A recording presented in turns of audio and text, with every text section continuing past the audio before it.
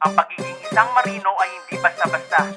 Buhay handang itaya upang kumita at maipadala sa kanilang pamilya.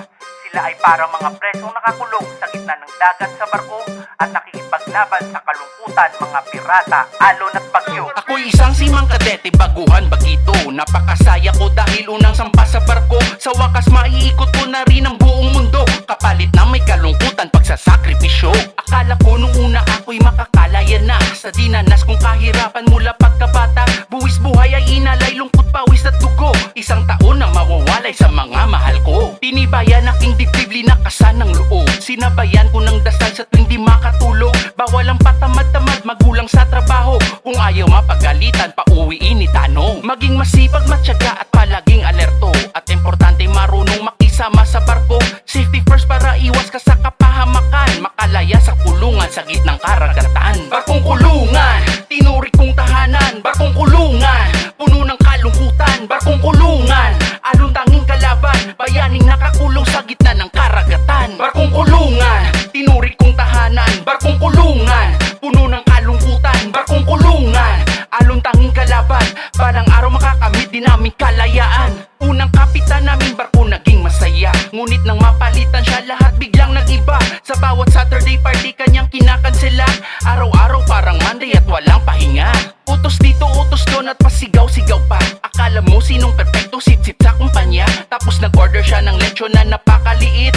Budget sa mga pagkain kanyang tinitipid. Super terror, killjoy at makasarili. Kahit maalo nagpapatrabaho, walang safety. Kahit may mga pirata pilit niyang idadaan. Pag may magsadyos sa kanya di niya pinapakinggan. Walang pakialam sa tao kahit delikado. Pasikat siya sa opisina at nagpapabango. Lahat yan aking tiniis at naging matatag. Ang makalaya sa kulungan sa gitna ng dagat. Barkong kulungan, tinurik kong tahanan. Barkong kulungan, puno ng kalungkutan. Barkong kulungan, along tanging kalaban. Bayaning nakakulong sa gitna ng karagatan. Barkong kulungan, tinurik kong tahanan. Barkong kulungan, puno ng kalungkutan. Barkong kulungan, along tanging kalaban.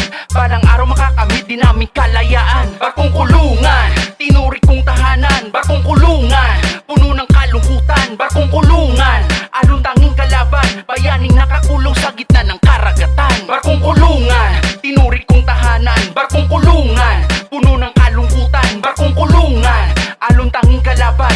Balang araw makakamit din namin kalayaan. Barkong kulungan, tinurik kong tahanan. Barkong kulungan, puno ng kalungkutan. Barkong kulungan, along tanging kalaban. Bayaning nakakulong sa gitna ng karagatan. Barkong kulungan, tinurik kong tahanan. Barkong kulungan, puno ng kalungkutan. Barkong kulungan, along tanging kalaban.